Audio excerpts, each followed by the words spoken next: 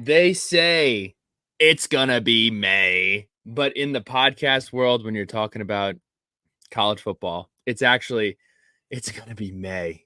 Here we are, May 21st. We took a little bit of a hiatus because we just wanted to stack some information. I also went to Switzerland. We'll talk about that later. But we're back. We're gonna have some fun. We're going to talk about some of the happenings at Virginia Tech. And honestly, Pat, we have this podcast like 4 times a year. We're just going to have a conversation. Not sure where it's going to go. Don't have really extraneous notes here. But you have some important family news to share. Quite the accomplishment that actually runs congruently with the start of this podcast. But why don't we give some, why don't you give an announcement? First and foremost, really don't like that Justin Timberlake reference / meme. Like, Grumpy Pat, kind of annoyed by it. See it every May 1st. Annoying. Secondly, Switzerland. Switzerland flag. If Switzerland is neutral, why is Switzerland's flag a plus sign? That's a good question. I thought you were going to go with the Red Cross reference there. I could not tell you. I didn't. I took part in a lot of history, but I did not dive into the flags. I'll have to. I'll take a business trip back out there to figure it out. I'll put it on the Suns card. Cross-continental bill. Mm-hmm. Also known as Glow Bill with Glow Bill entry. Something that you should probably try to get for your next trip because it looks like custom was brutal. Shout out to Fear the Gobbler for that new name. It was way better than Cross Continental Bill. Cross Continental wasn't bad, but Glow Bill is an elite hashtag. Cross Continental Bill was lazy marketing. I am going to Florida with my family tomorrow. I'm excited. It's a 6-hour drive. We're going to Hammock Beach. If you are a Hokie fan and you've been to Hammock Beach, you got to tell me what it is and what should I do there. I've never been. It's close to Augustine. It's south of Jacksonville, and I heard it's beautiful. So excited to unplug, unwind, spend time with my family. Also, sister graduated from Virginia Tech. Wow. Not this past weekend, the weekend before. Congratulations to Kathleen. The Finn era of Hokies has come to an end for this generation. For now. For this generation. This generation had 6. The previous generation had 4. And, it comes to a close. Shout out to Kathleen. Congratulations on your magna cum laude graduation. Whoa! Smarty pants. Shout out to Mayhul on the speech. Yes. Great speech. Great speech. Made my day. Had some highs, had some lows, had some emotion, had some free bennies at the end. Whoa. That was a special speech. So shout out to Mayhul. I think that was the best graduation speech I've heard at Lane Stadium. And I've been to like 6 graduations. So I tip my cap to Mayhul Sangani and his speech a few weeks ago. What's going on with you other than us diving into it right now? Any life updates? Not really. We have a huge update coming on Friday involving one of our sponsors. And we'll just leave it at that. I won't unpack it any further. It does involve a plane ride on Thursday, and it does involve a trip down to Harvey's Automotive, Harvey's in Radford. So really excited about it. And we'll fill you in a little bit more on that coming up here. Not to break any hearts, no, I will not be working there, although I'm sure it is an amazing establishment to work. Highly would recommend. Great people from accounting to sales to leadership. But that is not my venture there. So would you say this is kind of like an NIL deal? Are you getting the Holloway special? It's not that far away from an NIL deal. But I believe that no, I almost gave it away. I'll save it. Hokie haikus. I got to tell you, so I don't mean to blow up his spot, but I'm really glad that he called me out. So Paul Patera, he sent a message on the side. And he was like, "Hey, look, like, should I keep submitting these haikus? Like, nobody else is really." No, it's Pete McGee. Oh, it's Pete McGee. That's right. Pete McGee sent me a message and he goes, "Hey, should I keep submitting these? Like nobody else really is." And I was like, "Pete McGee, that is my fault. That is because I have not been asking for them, and you've just been picking up my slack. So I appreciate it. We have 2 this week. Pete McGee, uniform hype train, proper shade of maroon, please. Goodbye, collar stripes." And then Paul Patera, this one's just hilarious. Frame it, put it on the wall. Momentum is real. National championship. Let a man dream, bro. Paul, well done. Paul, well done. Paul and Pete, appreciate your 2 haikus. We are so appreciative. And actually, the first thing I want to talk about, Pat, is actually related to this. Requiem of the current uniforms for Virginia Tech football. Do I think we need a rebrand? Yes. Are the uniforms really as horrible as people are saying they are? Like, I'm not saying they're perfect, but we talk about these uniforms as if, Under Armour and Adidas from 2008 had a baby and then put it on our put it on our football team. Are the uniforms that horrible? I love these uniforms when they were released in 2018 because I didn't like the ones we had before, which is kind of a hot take. The shoulder stripes were the same shoulder stripes that were deployed at Duke. They were the same stripes that we saw at Ole Miss. They were the same stripes that LSU had. Now I know Billy's over there. He's like, Ole Miss, LSU, Like like two fun schools. Yeah. that's some good company. I kind of like these unis too. I just wasn't huge on them. We beat Ohio State in them, but the white ones look better than the maroon ones too. I thought the white ones looked good. But I just wasn't too They looked crazy. awkward. They look awkward. Like the shoulder stripes kind of like ended in the back. They looked weird. It wasn't. K Finn's been wearing that jersey for the last decade to Virginia Yes. Tech football games. I had that. He had the Logan Thomas. I had the David Wilson.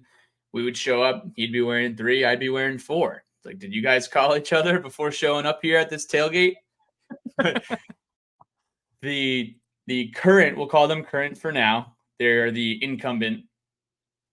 I didn't think they were that bad. They have the weird back nameplate. The coolest part of them is certainly the numbers with the etched Hokie stone, but I've never really hated them as much as the other parts of the fan base have. I think a lot of the association or affinity of hate comes from the fact that our team was bad for the majority of the time where we wore these uniforms. And that's completely okay and completely understandable. If you want to try to tell me that this football team was not equipped from a fashion standpoint going down to Doak Campbell Stadium in 2018 with the matte maroon helmets and the all white, you're crazy. If you think that this team didn't look good in the all maroon, well, I wouldn't say you're crazy, but I do think the shade of maroon needs some serious adjustments as well. Yeah, I think the shade of maroon is the biggest gripe. I mean, we had some fun uniforms. I love the metallic orange lids. Looked fantastic when we wore them against ECU. Yeah, but that was the old concept. Oh, that was the old concept. Okay. But, So what year did we get these? Did we get these in 2017 or 2018? We got these in 2018, and we never saw – I don't think we ever saw orange helmets with these uniform sets. We did see a lot of orange uniforms. Carolina game in 2021, which I thought was a great set. UNC 2021. 2023. Sorry. Wait. Yeah, UNC 2021. I just said that. Oh, I thought you said a different school. My bad. Sorry. It's been a long day at work. I said Carolina. You said UNC. It's fine. It's fine. We'll cut you some slack. But how about we power rank the uniforms dating back to 1995? Little exercise. I do have the screen sharing presenter mode. I'm sorry if you're I was feverishly going to Google. I'm sorry if you're on audio only, but I'm going to share my screen. Mind if I share my screen? You mind giving me permission here, Bill? Go for it. Oh, look at that. There we Wow. go. So we have the Jim Druckenmiller Classic uniform here.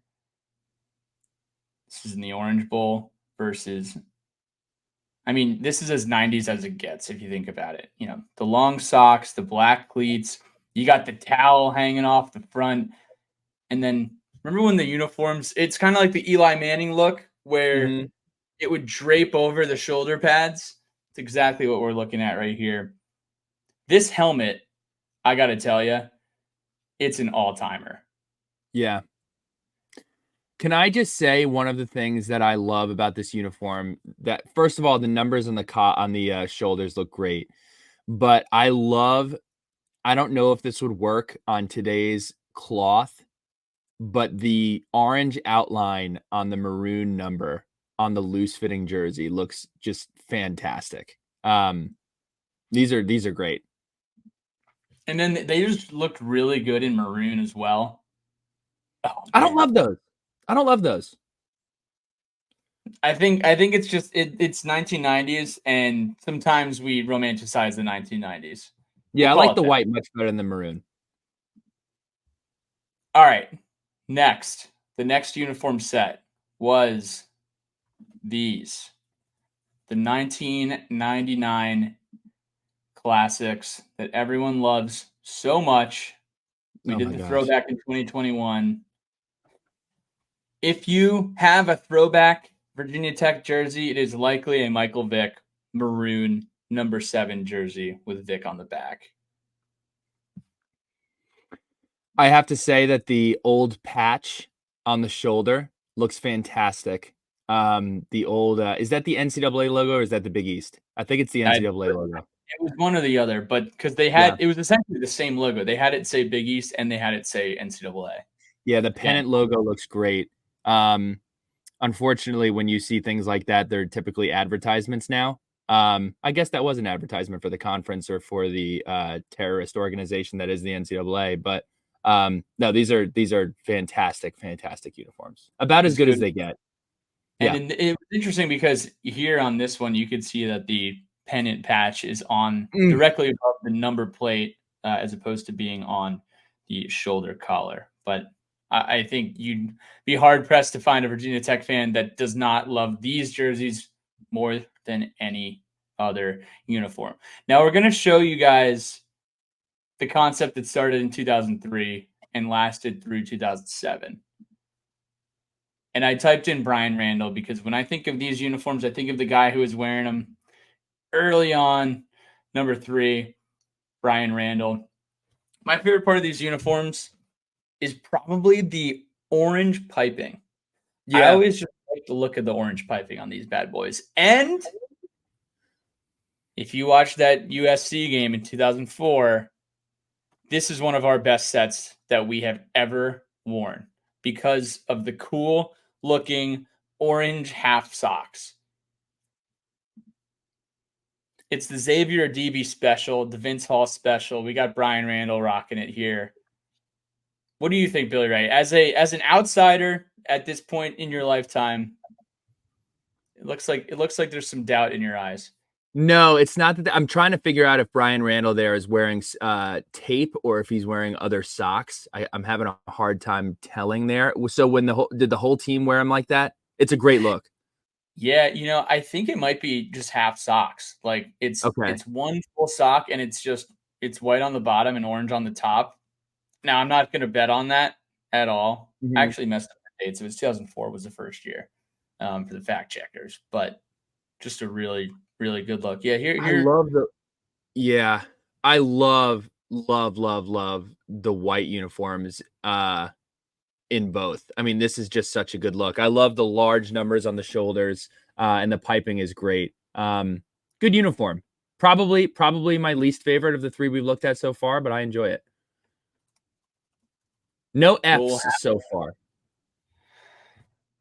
we will have to. You know what was interesting, and I actually hadn't even thought about this, but this era of Virginia Tech football, where we were changing uniforms every year or every week, and I'm going to show you guys who got to wear them, probably more than anyone else. This guy number 5. This concept was worn from 2008 or just 2008 and 2009. We unlocked some new concepts in 2010. But Tyrod wore a lot of different uniforms in 2009 and in 2008. This was Georgia Tech 2008. I thought this was one of the best looks we've ever awesome worn with this uniform concept.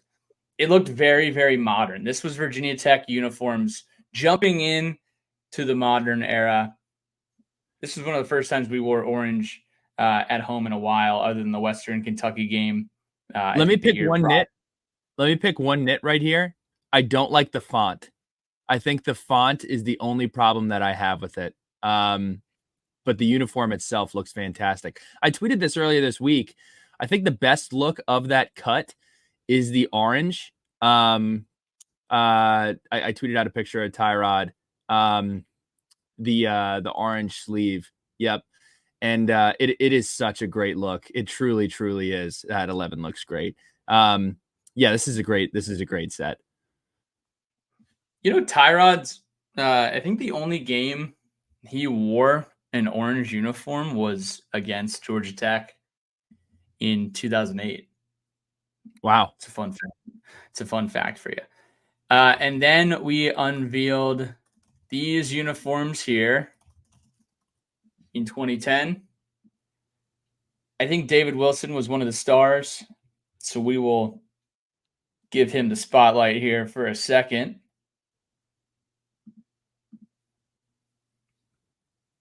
And this was kind of what I was critiquing a bit earlier. It's fine. It's just there are so many schools. Here's what I think my problem is. Bear with me for a second. I think Tech went from being extremely cutting edge and modern to then falling into the status quo. When I think of these uniforms, Pat, and you said it, I can't not think of LSU and I can't not think of Ole Miss. That is just kind of what they do. It's just a very standard looking uniform and wasn't in line with what we were doing over the last 15 years previous. Now, what was cool about these uniforms was some of the helmet combinations that we did do. We mixed in the old school TV logo, which you can see on the collar plate here, which I think a lot of fans appreciated because we hadn't seen these uniforms in 20, 30 years as far as utilizing the logo. I went out and bought a sweatshirt with this logo on it. I thought it was so cool. So yeah, I think the white ones looked a lot better. As far as when they wore them against Florida State in 2010 in that conference championship game. This was the UVA game. All whites looked good. The helmet was a little too eggshell for me versus white, but it looked awesome with the VT. Is that young Bruce Garnes right there? I think it is. It does look like Bruce. Bruce, come on the pod and tell your story. And then after that, we finally got our 2018 Virginia Tech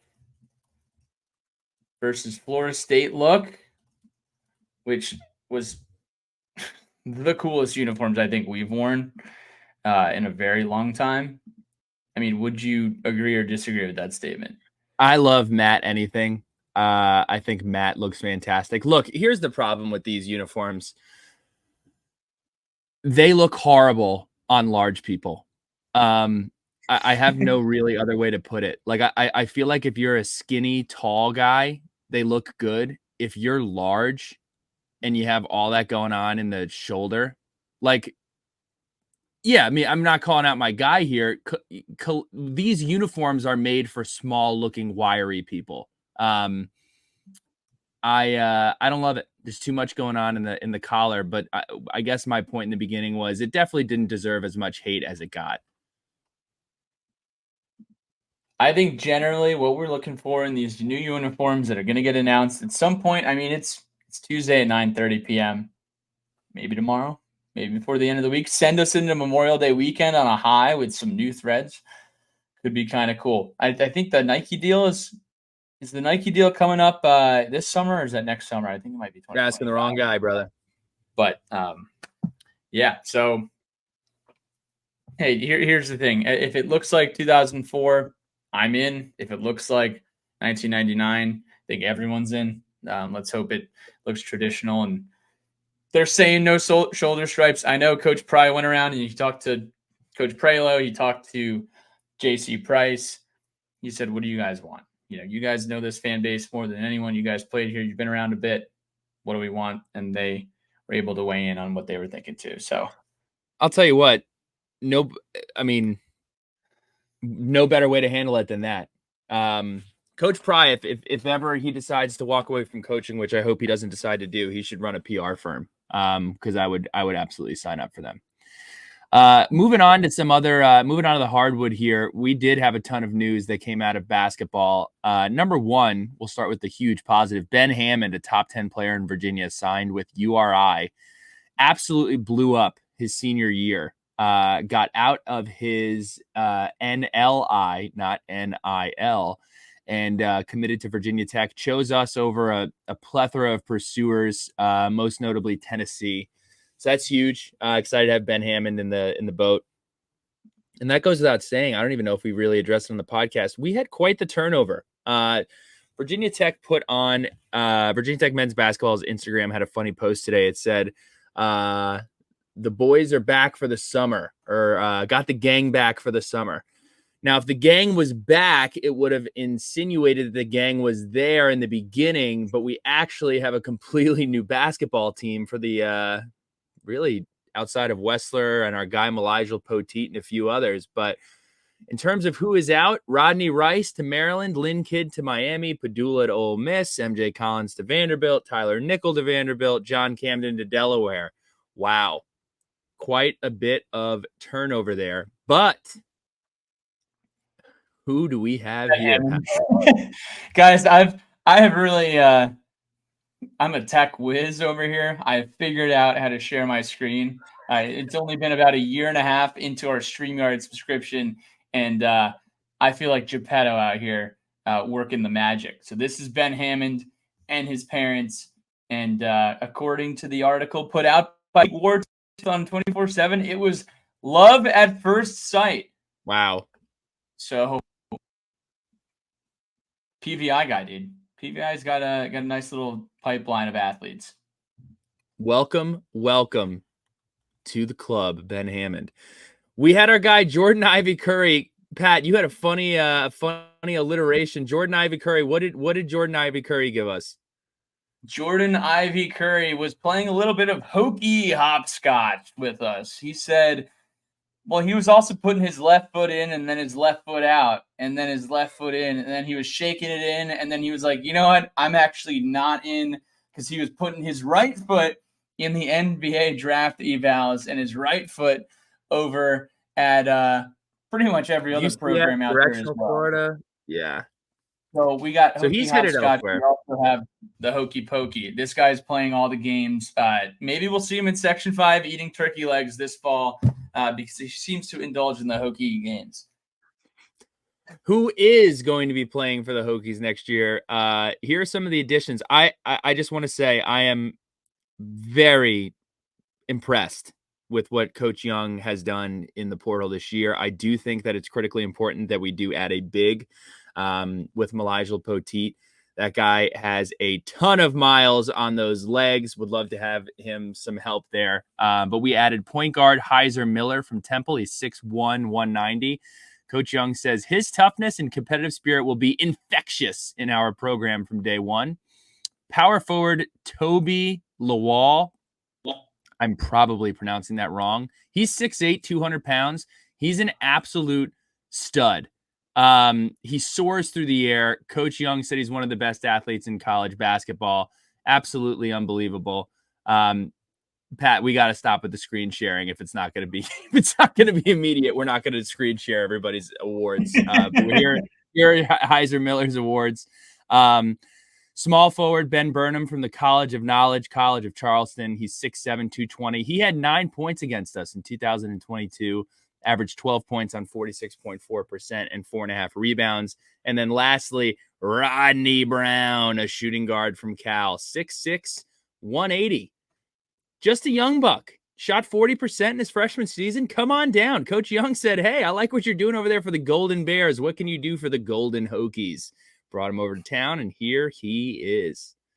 Come on down, Rodney Brown. Get the NIL deals ready right there, baby. Maybe we can do some UPS. What can Brown do for you? Boom. Let's get him. Let's get him a deal. Pat, we're going backwards hat mode for this one. I am going to share a take that I think is going to be met with much criticism, and that's okay. So Dabo Swinney took over the internet over the last 2 weeks. I was over in Switzerland, so I was trending. I was like rubbing the sleepies out of my eyes at like 3 o'clock in the morning. I was like, why is Dabo Swinney? Did he do another TikTok? No. Dabo Swinney is commandeering the only Power 4 program in the country to not have added a transfer to its roster since last season. Coach Swinney said, rarely do we have a starter leave Clemson. The majority of the guys in the portal are there because they want to have a chance to go start somewhere. They're not playing here. They're not playing where they are, and they're not good enough to come in and play for us. He was talking about other people in the portal. So here are my thoughts on Dabo.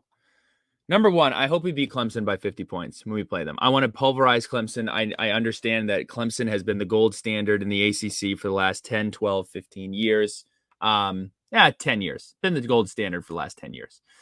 While I do not think that this is going to work out, I truly admire what he is trying to do. And honestly, I don't really want to see it fall flat on its face. For all of the changes that college football and college athletics has seen, of course, a part of me misses a player signing with your school, being developed, and then eventually playing for your team. And I realize the sport has changed so much over the last few years, but to the crowd that is saying he's just a bad coach, he doesn't know how to do it, the game is absolutely flipping on everyone. And until regulation comes into the sport, you are going to see coaches who are good coaches maybe not adjust as quickly as everybody else. You're going to see good coaches leave college because they're sick of, quite frankly, cover your kids' ears, the bullshit.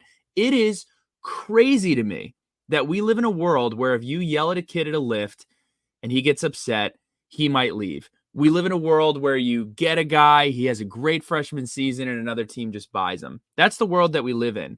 So you're seeing guys like Jim Harbaugh, Nick Saban, Jeff Hafley, Chip Kelly step down from a head coaching position, is now an offensive coordinator. If you don't think that that's related to NIL and just the lawlessness that is college athletics right now, I really don't know what to tell you. So who is Dabo Swinney?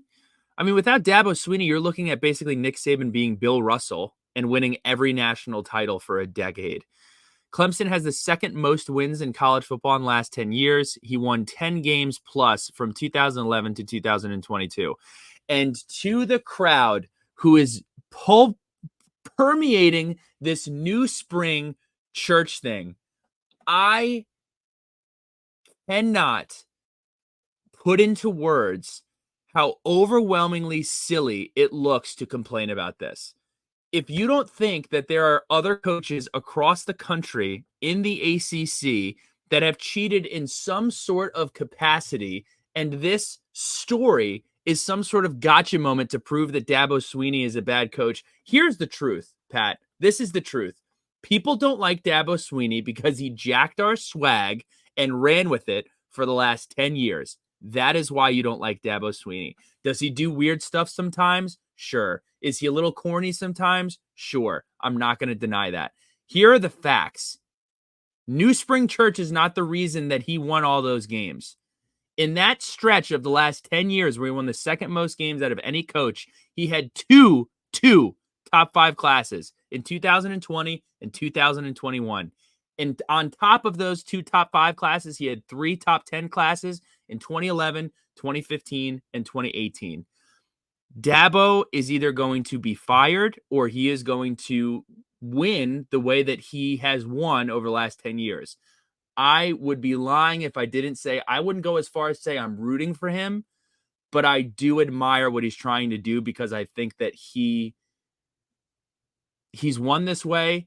It's the way that he knows how to do it, and he's sticking to his guns, and I kind of respect that. That's kind of where I'm coming from. What do Dabo Swinney, Shane Beamer, Pat Narduzzi, and Jim Harbaugh have in common? Well, they're white. They were head coaches, and they play into the internet. Maybe not Pat Narduzzi as much as those other ones, but they kind of play up the bit a little bit as being brash. He's a guy that you love. Here's who they are, Pat. They're the Marcus Smart effect. If they're your guy, you love them. If they're not your guy, you can't stand them. That's exactly right. They all do things a little differently, and they do not care about anyone outside of their program. They have their staff, they have their players, they have their recruits, they have their donors that they're close with, and they do things the way that they do them. And a lot of the times it works. Now, I'm not going to tell you that Pat Narduzzi and Shane Beamer are on the level of national championship winning head coaches like Dabo and Jim Harbaugh. But if it instills confidence in the program, the staff, the guys around the team, like fans are going to be fans, and fans of other teams are going to hate any teams that win or any teams that are competitive. You know, we've went back and forth about the hate for Pat Narduzzi across the ACC for years, but fans, aside from the last the post Pickett era, Pitt fans like Pat Narduzzi. He's a good football coach. So fans are going to do what fans do, and that's kind of it. I think Dabo going on and say, well, technically everyone on our team is a transfer because they transferred here from high school. It's one of the dumbest things I've ever heard. Yeah, I also think it is hilarious. And like when Dabo gets on and says that, I love it. I'm not going to hate Dabo for that. Just like Jim Harbaugh, just like anything he would ever do on camera was just absolutely ridiculous. And you got half the people rolling their eyes and like, oh, I can't stand this guy. I like attaching the affinity to these guys. Like they keep things interesting at all times. Like, would you rather not have someone in the conference that keeps things interesting and are going to go out on a limb? I don't know. I think fans are just going to be fans, but I commend him for standing in the paint, for dying on the hill. We're going to see it play out, and it might ultimately impact his legacy one way or the other. Another thing, just with all of this hogwash of college sports and how every athlete is paid legally now, people have been getting paid for years. Now you've reported and it's legal.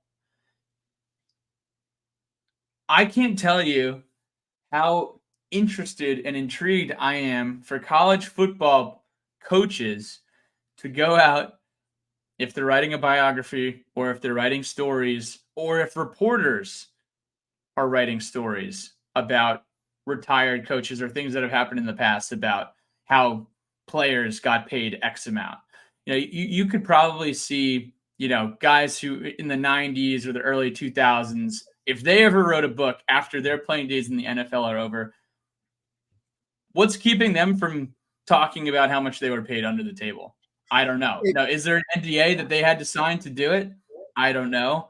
But intrigued is the word I think that we can use. There could be Netflix 30 for 30 type documentaries on what was NIL before NIL. It just wasn't legal. Yeah, I just look, I don't think that people like Jimmy Johnson, who coached at Miami, or Bo Schembechler, who coached at Miami, get this kind of flack. Everybody kind of makes fun of our guy at former Texas A&M, Jimbo Fisher, because he just completely jumped a shark and was a complete jerk.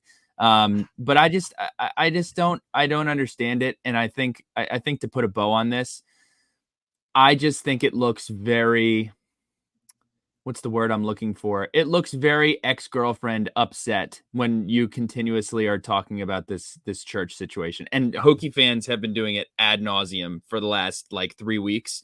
Newsflash: some schools have cheated, and they won by. You can't just cheat and win. Texas A&M wasn't able to do it.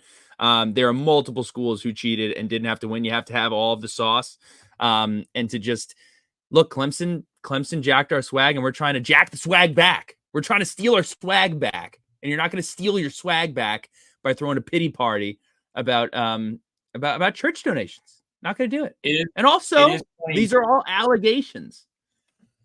It's funny seeing guys like Urban Meyer coming on and saying like, oh, like this whole situation's so messed up, like, you know, holier than thou conversations. But, you know, like Urban Meyer getting those rosters in Florida in the late 2010s or the late 2000s. Like, come on, man. Come on, man. Come on. Come on, man. We know what's going down in Gainesville. Yeah. So we have guys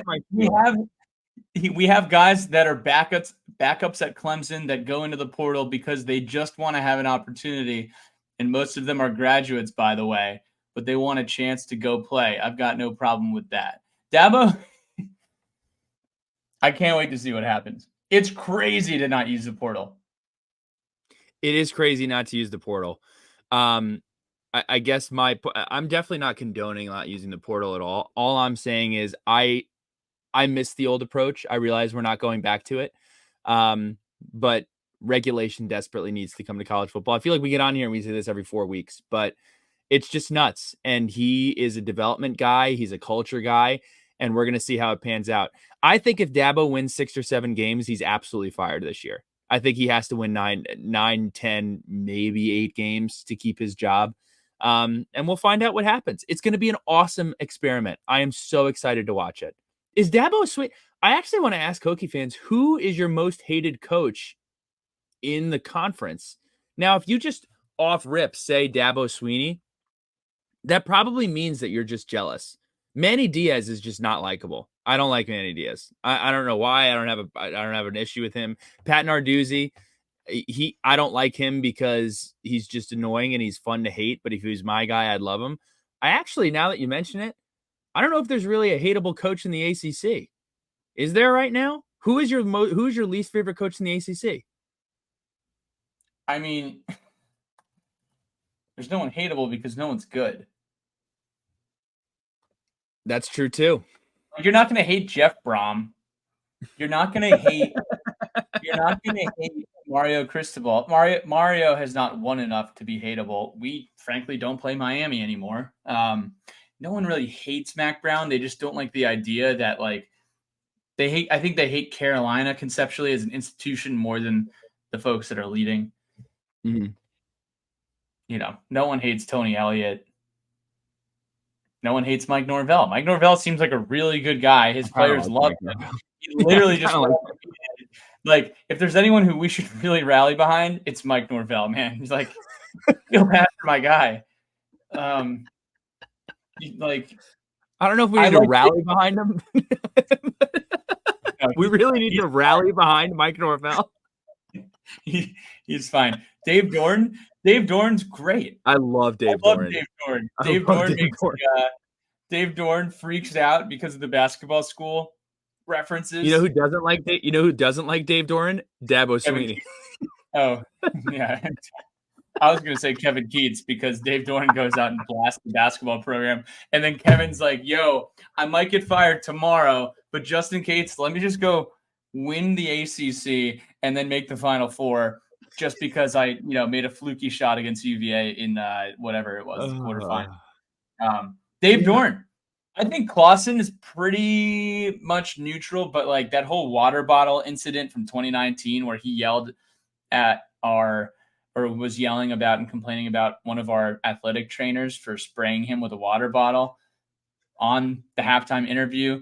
That was a little brutal, Dave Clausen. You know what, Pat? We need to do this on Thanksgiving. Remind me. I would love to label ACC coaches as who they are as at your Thanksgiving dinner. Because, like, for example, like Dave Doran is like that weird cousin who like plays in sand all day and then gets like once only on Thanksgiving gets really mad at his mom and yells at his mom, and everyone's like, why are you yelling at Aunt Ro? Like, why are you doing that?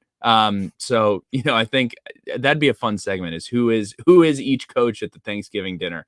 Yeah, I think the ACC, I guess in summation, the ACC has a ton of interesting personalities. Tony Wait, Elliott's kind of the guy. You ask him how work's going, and he's like, man, just it's fine. Yeah, it's just like, Tony, is there any depth here? Like, what, are you good? You all right? Nice guy.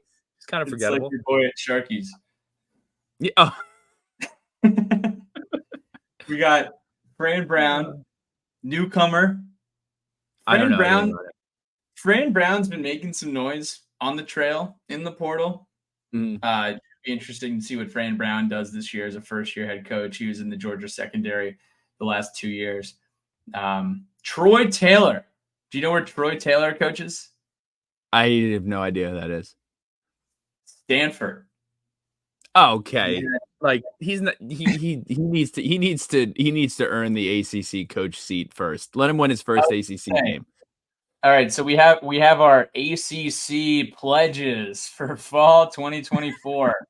This is our pledge class. We have Fran Brown from Syracuse. We have Troy Taylor from Stanford. We have Justin Wilcox from Cal. Cal has made a bowl game 3 of the last 6 years. That's a fun fact. But he has a sub 500 FBS win percentage.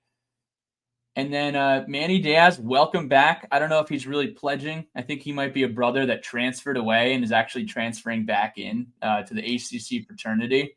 I'm so glad that we haven't gone through this at Virginia Tech. It has to be so weird to be like, no offense, a school like Duke, who you get a football coach, right? You got Elko. You now have Manny Diaz.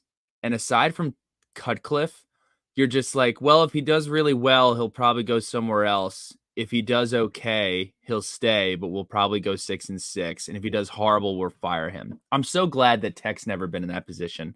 Like, even though Kenny Brooks left, I never was like, well, if Kenny Brooks keeps winning, he's going to leave. Like, I don't know of any program where I was like, well, if he does well, he's definitely going to take a bigger job. Even with Buzz, I never really felt that way with Buzz. I knew he was a hitman, but I never was going into the next season well, if we're really good, he's probably going to bolt. Have you ever felt that way with a coach? I don't think Tech's ever had that problem. I guess with Fuente, it was, hey, we might lose him to, the central part of the United States. Texas and Oklahoma come calling, but we didn't really have it like that. I'm going to continue the pledge class. We got Bill O'Brien, B.O.B. at BC. This is interesting. Bill O'Brien back in the college ranks. He stepped in for Joe Pa way back when. That was like a really long time ago, guys. He had it going for a minute too. You're like, oh, is he bringing it back? Bill O'Brien is the weird uncle who asks too many questions about the girl that you're dating. All right, she's good looking. Does she work out? Like, that's Bill O'Brien. Freaks me out. He's like, can I see a pic? Yeah, he's walking around eating olives out of like a little jar. Yeah, he's a weird dude. Rhett Lashley at SMU. You want to talk about a fraternity bro? Rhett. That's a frat bro name right there. Frat bro at SMU, Rhett Lashley. Conference champions last year. Lost to BC in the bowl game. 65% win percentage. 9 wins a season. He was at Miami, wasn't he? I believe he was. And I think that's it. Yeah, that's it. It was kind of fun. There's like 6 new coaches in the league this year. I still can't believe Cal, Stanford, and SMU are in our conference. Dabo is definitely giving the blessing of the food at Thanksgiving, without a doubt. This food was prepared in the name, image, and likeness of God. Takes the first bite of turkey. Everybody take a bite of your body of Christ. Oh man, it'd just be too much. Wow. What a podcast this has been. I wanted to end on this. Where are my notes here? So Doug Gottlieb, in one of the most interesting stories of the entire week, Doug Gottlieb. Yes, that Doug Gottlieb who interviewed Justin Fuente a couple of months ago. He has a radio show on iHeartRadio. He was hired as the head coach for Green Bay basketball, but he is going to continue to do his nationally syndicated radio show. Is that with Fox? It's like with PBS? iHeartRadio and Fox. Like it's some situation. I thought it was a joke. Apparently, this is real. So I guess it begs the question, as kind of like brothers of Doug Gottlieb as radio hosts, if that's what you'd like to call us. I really want to ask you, Pat. So if you were starting a program tomorrow, and we're not going to say Green Bay, Wisconsin, but let's say that you start a program in Tupelo, Mississippi. Give me one weird thing that you would do as a head coach. What is one thing? I probably have every player on my show. I probably have every player and every staffer on my show, where they can kind of come on, meet the fan, be introduced to the fan base. You have a national show. People are tuning in to hear about your take for like Aaron Rodgers, and you're like, "Hey, here's the nutritionist for the Green Bay basketball team." You think that's gonna fire people up? I don't know if iHeartRadio is gonna approve that. All right, we're gonna nix the national idea. Maybe like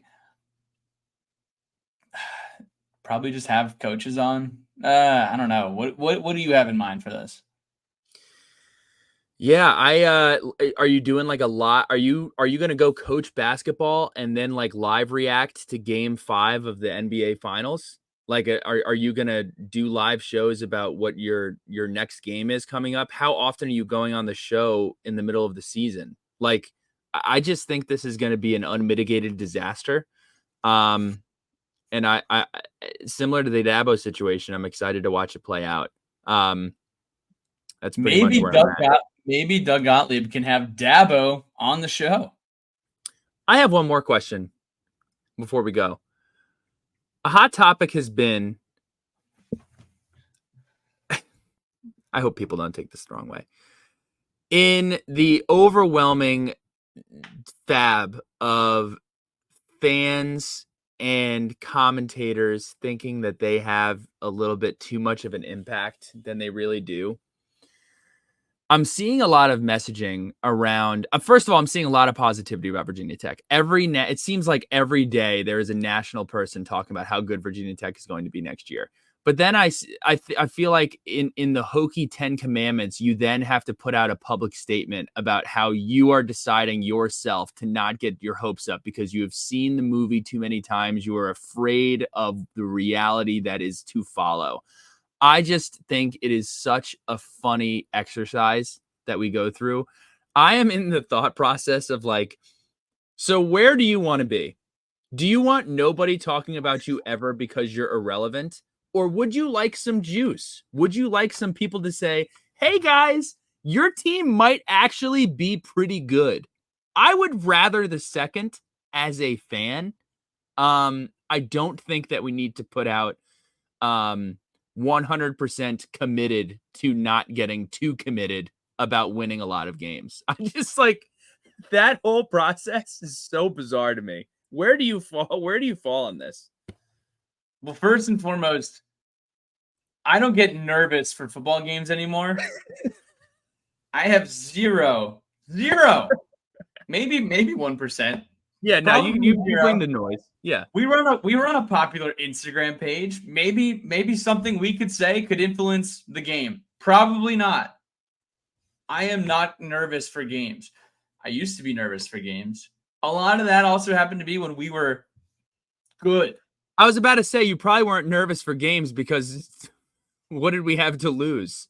Independence Bowl bid. Like, I mean, come on. There were stretches where it was like nervous for the game. Like, I don't even know if I'm going to watch the game.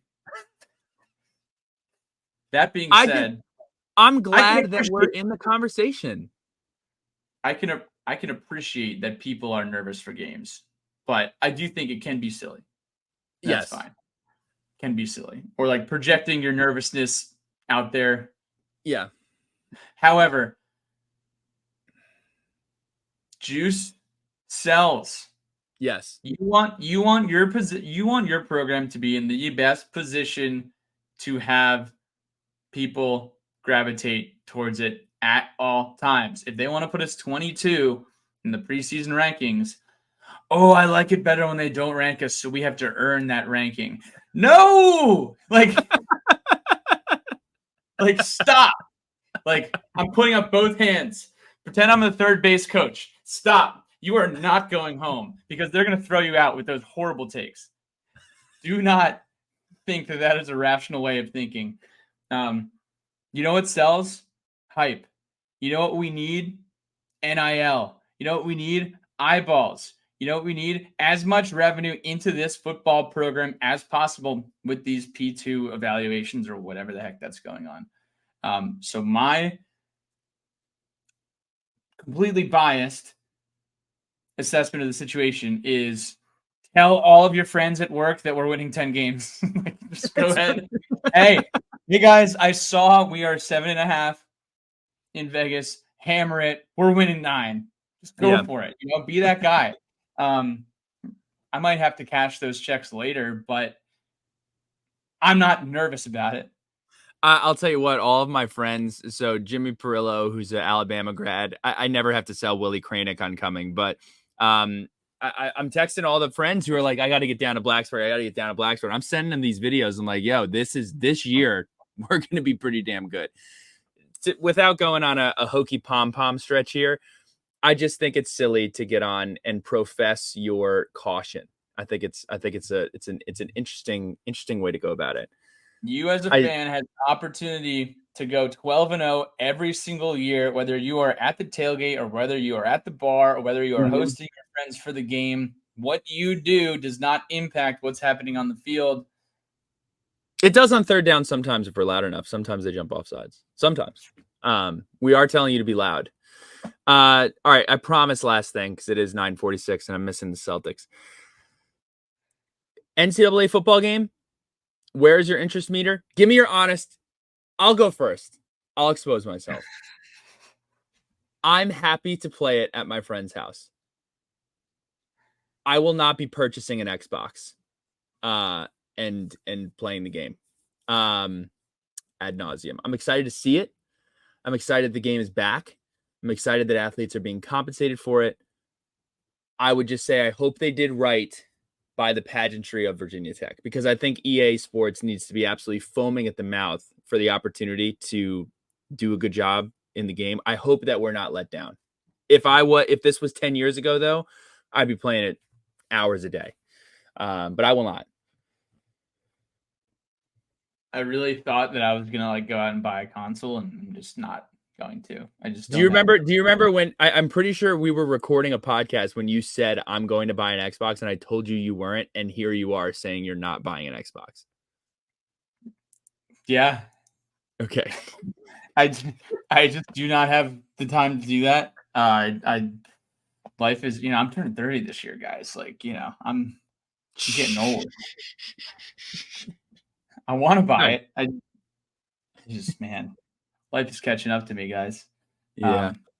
It's 9:48. I still haven't eaten dinner. How do you think I can even play video games? I haven't even eaten. I got at least 25 bites left of this kava bowl that's just been sitting here. But 25 bites. Wow. But I don't know how many bites it is. Small spoon. I'm talking to you guys for the last 53 minutes. Really excited the game's back. Fired up. Sure. The fact that the players are getting love, that's cool. The fact that the traditions are involved. The trailer looked epic. The gameplay looked outstanding. I will be playing. I just don't know when, but I really want to play. But yeah, you're right. I totally oversold I thought I was going to get it. Yeah. So that does it for the pod. I told you we were going to be all over the place. I kept my word. That's a podcast. Hey, just more information. Just because I'm not nervous for games anymore doesn't mean that you can't be nervous, by the way. That's not me telling you how you need to be. Ooh. Pat, well done. That's not me telling you how you need to be. I want to be in a position where I am nervous because it matters that much. Yeah. It's just been so long since I've felt that feeling. So yeah, and you know what? Here's the hoping. You will still when you're nervous for games is when you know it matters. You talk to the Casey Hamricks of the world who are Ohio State fans, or the Jimmy Perillos of the world who are Alabama fans. They're nervous. Do you know why? They have something that really matters on a national scale to lose. And that, my friends, is the position that you want to be in. And we want to be in. So with that said, I'm Billy Ray. This is Pat. And we'll talk to you soon. Hopefully really soon. Billy's going to do a travel diary. I am. Travel vlog coming soon for Switzerland. You don't have to listen if you don't want to. But I think some of you secretly do.